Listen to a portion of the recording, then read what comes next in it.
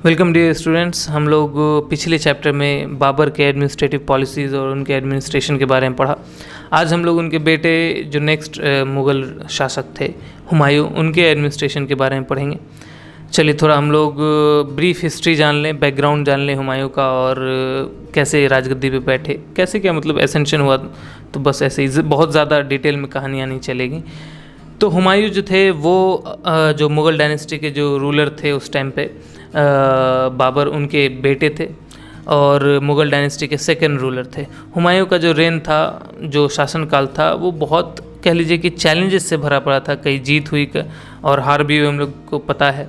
इसके अलावा ये सारी चीज़ें जब हम पढ़ते हैं तो हम लोगों को एक कह लीजिए कि बहुत ही बढ़िया, बहुत ही वैल्यूबल इंसाइट प्रोवाइड करता है गवर्नेंस का, लीडरशिप का, और जो 16th सेंचुरी का जो पावर डायनेमिक्स था उसके बारे में। पावर डायनेमिक्स समझ लीजिए कि अलग अलग रीजन में अलग अलग तरह के रूलर्स रूल कर रहे थे और उनके द्वारा क्या चैलेंजेस मिला, हुमायूं कैसे उन चैलेंजेस को ओवरकम किया। तो जब हम इन सब चीज़ों को पढ़ते हैं तो हमको कई चीज़ें गवर्नेंस और लीडरशिप को लेकर के सीखने को मिलती हैं। हुमायूं जो थे, जैसे कि मैंने कहा कि बाबर के बेटे थे, तो बाबर के सबसे बड़े बेटे थे हुमायूं, और फादर के डेथ के बाद जो 1530 में इन्होंने राजगद्दी संभाली, गद्दी पे बैठे। तो जैसे ही गद्दी पे बैठे तो शुरू में उनको कई सारे महत्वपूर्ण कह लीजिए कई सारे टफ़ चैलेंजेस इनको फेस करने पड़े। जैसे कि रीजनल रिबेलियंस, अलग अलग रीजन में अलग अलग रिबेलियन चल रहा था बाबर के डेथ के बाद। इसके अलावा उनकी अथॉरिटी को बाहर से थ्रेट था, बाहरी जो किंगडम्स वगैरह था उनसे थ्रेट था, क्योंकि नया डायनेस्टी इस्टेब्लिश हुआ था तो ऑब्वियसली थ्रेट्स काफ़ी ज़्यादा था, उन सबको फेस करना पड़ा। चलिए अब हम लोग जानते हैं कि क्या क्या एडमिनिस्ट्रेटिव चैलेंजेस देखने को मिले और क्या क्या रिस्पॉन्सेस थे, किस तरीके से उसने एडमिनिस्ट्रेटिव पॉलिसीज़ को चलाया। तो सबसे पहले तो हम लोग देखते हैं सेंट्रलाइज्ड एडमिनिस्ट्रेशन जो कि बाबर ने स्टार्ट किया था। तो हुमायूं जो है वो ऑब्वियसली अपने फादर के जितने एफर्ट्स थे उनको इनहेरिट किया। एक सेंट्रलाइज्ड एडमिनिस्ट्रेटिव सिस्टम को उसने चलाने की कोशिश की, हालांकि बहुत सारा स्ट्रगल देखने को मिला, क्योंकि जो इतना वास्ट और इतना डाइवर्स एम्पायर था उस पर कंट्रोल को मेंटेन करने में बहुत दिक्कत हो रही थी। उसका जो भी अटेम्प्ट था अथॉरिटी को एसर्ट करने का, जितनी भी कोशिश वो करता था कि अपना डोमिनेंस, अपना अथॉरिटी दिखा पाए, उसको रेजिस्टेंस मिल जाती थी बाय पावरफुल नोबल्स और जो रीजनल गवर्नर्स थे। मान लीजिए कोई गवर्नर जो है वो ज़्यादा पावरफुल हो गया, क्योंकि ऑब्वियसली मिलिट्री वाला काम भी वो करता था, लॉ एंड ऑर्डर मेंटेन करता था, उसके पास खुद की भी फौज रहती होगी। तो इस वजह से क्या होता था कि जो पावरफुल हो गए जो गवर्नर या जो नोबल्स, वो क्या करते थे कि वो रिवॉल्ट कर देते थे। उस चक्कर में हुमायूं को काफ़ी ज़्यादा दिक्कत हुई एडमिनिस्ट्रेशन को चलाने में। इसके अलावा जो लैंड रेवेन्यू सिस्टम जो बाबर ने दिया था, ज़ब्ती सिस्टम, हुमायूं ने उस ज़ब्ती सिस्टम को कंटिन्यू किया, लेकिन कई सारी डिफ़िकल्टीज़ आई इसके इम्प्लीमेंटेशन में। फिर वही बात कि जो लोकल ओपोजिशन थी, जिस भी जगह वो अप्लाई हो रहा था उस जगह के जो भी नोबल्स थे या जो भी गवर्नर्स थे वो अपोज कर दे रहे थे मतलब इस पॉलिसीज़ जैसे भी वो इस्टेब्लिश करना चाह रहा था उस हिसाब से ना उसको अपोजिशन मिल रही थी। जबकि बाबर के समय में ऐसा नहीं था, क्योंकि छोटा सा रेन था, इस्टेब्लिश हुआ ही था और काफ़ी लोग लॉयल भी थे। लेकिन यहाँ पे दो दिक्कत हो गई। एक तो जो पावरफुल नोबल्स थे, इसके अलावा जो गवर्नर्स थे, रीजनल गवर्नर्स उनके द्वारा अपोजिशन, प्लस वहाँ पे कुछ पीजेंट्स भी अपोज कर दे रहे थे इनके जो नोबल्स हैं और जो गवर्नर्स हैं उनके इन्फ्लुएंस में आकर के। इसके अलावा जो एडमिनिस्ट्रेटिव इनएफिशिएंसीज थी, कहने का मतलब जो भी ऑफिशियल्स थे उनके द्वारा जो एडमिनिस्ट्रेशन मेंटेन किया जा रहा था वो सही नहीं था। बहुत लोग उसमें कह लीजिए कि धोखेबाज, गद्दार टाइप के आदमी सब जो घूस लेने लगे, वो सब लोग भी वहाँ पे आ गए, जमा हो गए, कई सारे लोग आ गए, जिसकी वजह से एफिशिएंसी ख़त्म हो गई एडमिनिस्ट्रेशन की। तो जो रेवेन्यू कलेक्ट करने का जो कह लीजिए कि इफ़ेक्टिवली रेवेन्यू कलेक्शन था, ऑब्वियसली जो एडमिनिस्ट्रेशन इनएफिशिएंट हो गया तो उसमें भी स्ट्रगल देखने को मिला। तो इस वजह से क्या हुआ कि फाइनेंशियल स्टेबिलिटी जो थी एम्पायर की वो हिंडर हुई, उसको नुकसान पहुँचा। जो कल्चर और आर्ट्स के प्रति जो पैट्रनेज था, जो कह लीजिए कि संरक्षण था, हुमायूं ने अपने फादर के ही लेगेसी को कल्चर और आर्ट्स के फील्ड में मेंटेन किया। हुमायूं भी बहुत ज़्यादा ही डीप एप्रिसिएशन के लिए माना जाता है कि कल्चर के प्रति और जो आर्ट्स था उसके प्रति काफ़ी ज़्यादा डिवोटेड था। ठीक जिस तरीके से बाबर था उसी हिसाब से वो जो मुग़ल ट्रेडिशन था, स्कॉलर्स को संरक्षण देने का, पोइट्स को संरक्षण देने का, आर्टिस्ट को, आर्किटेक्ट्स को ना, इन सबको संरक्षण देने का, इनको फाइनेंशियल सपोर्ट देने का, हर तरह का सपोर्ट जिससे जो ये लोग अपने वर्क को कंटिन्यू कर पाएँ, उस ट्रेडिशन को बखूबी ये निभाए। इसमें कोई दिक्कत वैसे ज़्यादा हुई नहीं इसको। और जो रिच कल्चरल हेरिटेज है मुग़ल डायनेस्टी का, उसका कह लीजिए कि फाउंडेशन को और मजबूत किया है हुमायूं ने।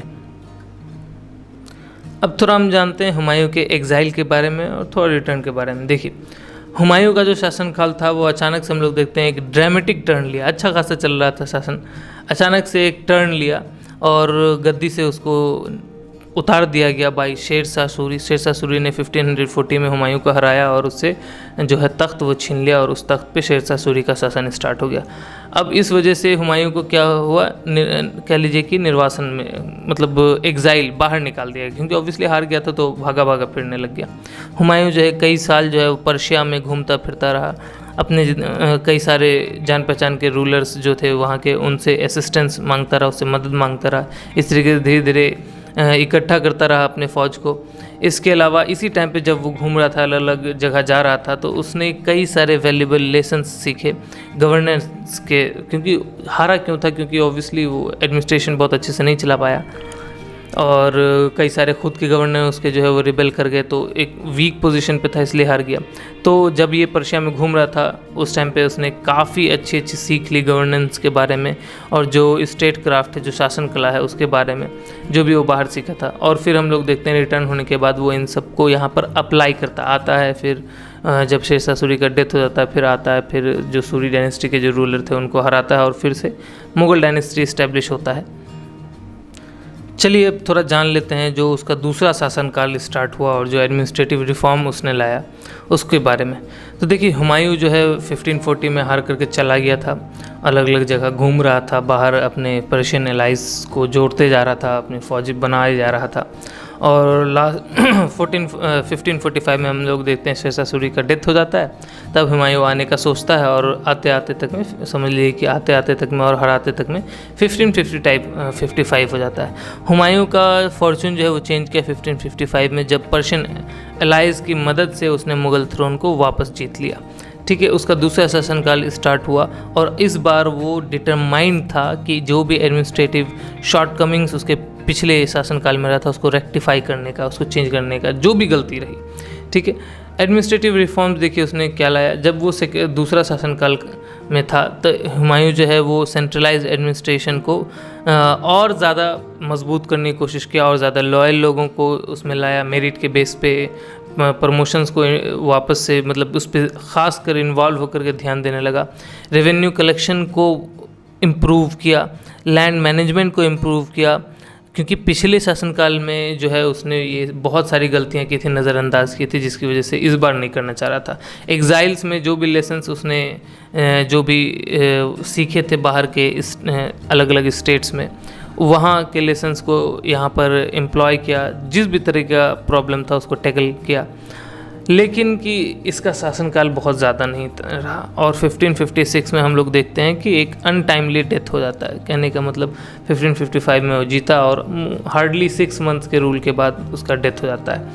आपको पता है बहुत फेमस केस हुआ था, दीन पनाह लाइब्रेरी थी हुमायूं की, वहाँ से वो सीढ़ी से उतर रहा था और अचानक से गिर गया और उसकी डेथ हो गई। मतलब सीढ़ी से गिरकर डेथ हो गई है, ऐसा लग रहा है जैसे कि कोई मूवी चल रहा हो बॉलीवुड। खैर जो भी, ये कहानी था और डेथ हो गया। तो बहुत ज़्यादा रिफॉर्म्स तो नहीं ला पाया, लेकिन हाँ इस बार जो अपना एडमिनिस्ट्रेशन था उसको उसने स्ट्रेंथन इतना कर लिया था कि उसके बाद जो उसका शासक गद्दी पे बैठा उसको बहुत ज़्यादा चैलेंजेस इस केस में देखने को नहीं मिला।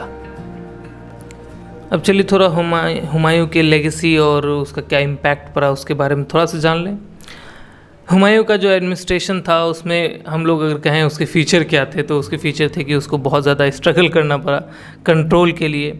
इसके अलावा जो भी एडवर्सिटी हुआ उससे उसने सीखने की कोशिश की और जितने भी एडमिनिस्ट्रेटिव रिफॉर्म्स वो बाहर से सीख के आया था, जो भी चीज़ें वो सीखा था उन सबको यहाँ पे इम्प्लीमेंट किया, अटेम्प्ट किया, कम से कम कोशिश की इम्प्लीमेंट करने की। जितने भी एडमिनिस्ट्रेशन में रिफॉर्म्स की ज़रूरत पड़ी उसने रिफॉर्म किए। इसके अलावा उसका जो रेन था, हालांकि बहुत सारे चैलेंजेस से घिरा हुआ था, लेकिन उसका रिटर्न टू पावर जो हुआ और जो एंडेवर उसने शो किया अपने पूरे एम्पायर में एडमिनिस्ट्रेशन को स्टेबलाइज करने का, वो एक ग्राउंड वर्क तय किया, कह लीजिए कि मतलब वो एक बेस तय किया जो उसके सक्सेसर थे। ऑब्वियसली उसका सक्सेसर थे अकबर द ग्रेट, आपको पता है जलालुद्दीन मोहम्मद अकबर। तो उसका जो सक्सेसर था अकबर, उसको फिर एडमिनिस्ट्रेशन चलाने में बहुत ज़्यादा दिक्कत नहीं हुआ। और आपको पता है अकबर जो है आगे चल के मुग़ल एम्पायर का सबसे डोमिनेंट, मुग़ल एम्पायर को इंडिया में सबसे डोमिनेंट फोर्स क्रिएट कर देते हैं। और ये इसलिए हो पाया क्योंकि उससे पहले हुमायूं जो है वो सारा स्ट्रगल झेल चुका था, सारा लाठी डंडा खा चुका था। अब मेवा खाने का टाइम आया तो बेचारा अनटाइमली डेथ में निपट लिया। खैर, हुमायूं का जो एडमिनिस्ट्रेशन था वो हम लोगों को कई सारी चीज़ें सिखाता है, जैसे कि गवर्नेंस के कितनी मतलब जब कोई आप किसी चीज़ को गवर्न कर रहे हो, ये तो खैर पूरा स्टेट की बात होगी, अब छोटे से ऑर्गेनाइजेशन को भी गवर्न कर रहे होते हैं तो वहाँ कितने कॉम्प्लेक्सिटीज़ आ सकती हैं, हुमायूं की कहानी से हमको समझ में आता है। इसके अलावा किस तरीके से लीडरशिप करना चाहिए एक टुमल्टुअस एरा में। टुमल्टुअस आपको पता होगा, इसका मतलब आप कह लीजिए कि उतार चढ़ाव भरा हुआ है ना। टुमल्चुअस एक्चुअल में इसका प्रोनाउंसिएशन आप चाहें तो इसको अपने वोकैब में ऐड कर सकते हैं। उतार चढ़ाव भरा कोई भी चीज़ होता है तो उसको टुमल्चुअस कहते हैं। तो ये दिखाता है कि जब उतार चढ़ाव भरा कोई दौर गुजर रहा हो तो आप किस तरीके से आप लीडरशिप दिखा सकते हैं, किस तरीके से आप गवर्न कर सकते हैं अपने किसी भी कंपनी को या किसी भी जहां आप एक लीडर की तरह काम कर रहे हो। ठीक है, हुमायूं की हिस्ट्री जो भी हम लोग जानते हैं, स्टोरी हम लोग जानते हैं, उससे ये पता चलता है कि जो चैलेंजेस जब भी आते हैं ना, चैलेंजेस एक अपॉर्चुनिटी भी देता है ग्रोथ का और ट्रांसफॉर्मेशन का, मतलब अपने आप में चेंजेस या अपने जो भी तरीके उनमें चेंजेस लाने का और वापस से ग्रो करने का और वापस से बेटर बनने का। जैसे ही हम लोग हुमायूं के शासनकाल को पढ़ते हैं, हमको पावर के डायनेमिक्स जो 16वीं सेंचुरी में जो कह लीजिए पावर का खेल चल रहा था ना, उसमें एक कह लीजिए कि एक नज़र, हम एक झांकी ले सकते हैं उसका।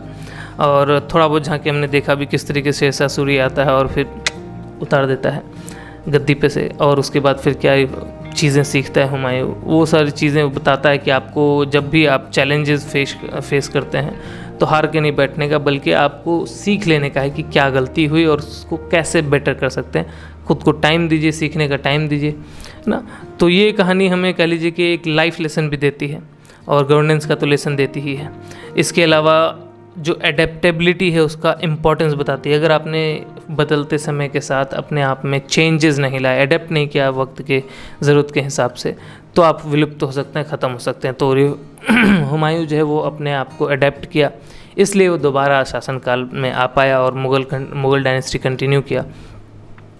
इस तरीके से हम लोग को देखने को मिलता है कि एक रूलर कितना एंड्योरिंग लेगेसी छोड़कर जाता है, जिससे आगे चल के उन्हीं चीज़ों को आगे बढ़ाते उसके जो सक्सेसर हैं अकबर, वो एक इतने बड़े डायनेस्टी के इतने बड़े रूलर साबित होते हैं। तो आज इस चैप्टर में बस इतना ही। आई होप आपको ये चैप्टर समझ में आया हो, इससे कुछ चीज़ें आप सीखे होंगे, कुछ नए नए वर्ड्स जब यहाँ पर मैं यूज़ करता हूँ आप उसको अपने वोकैब में, अपने डेली यूज़ में यूज़ कर सकते हैं। ध्यान दिया कीजिए वर्ड्स को, थोड़ा टफ भी हो सकता है बट थोड़ा मैं ऐसे ढूंढ कर लाता हूँ कुछ, समझ लिए कि जो आपको स्पीकिंग में भी मदद कर सके। ठीक है, चलिए फिर हम लोग मिलते हैं नेक्स्ट वीडियो में। तो बस इस वीडियो में इतना ही ज्ञान दे पाऊँगा। ज़्यादा ज्ञान पाने के लिए आप इस चैनल को सब्सक्राइब कीजिए, वीडियो पसंद आया तो लाइक कीजिए और अपने नालायक दोस्तों को ज़रूर शेयर कीजिए। मिलते हैं अगली वीडियो में, तब तक के लिए धन्यवाद।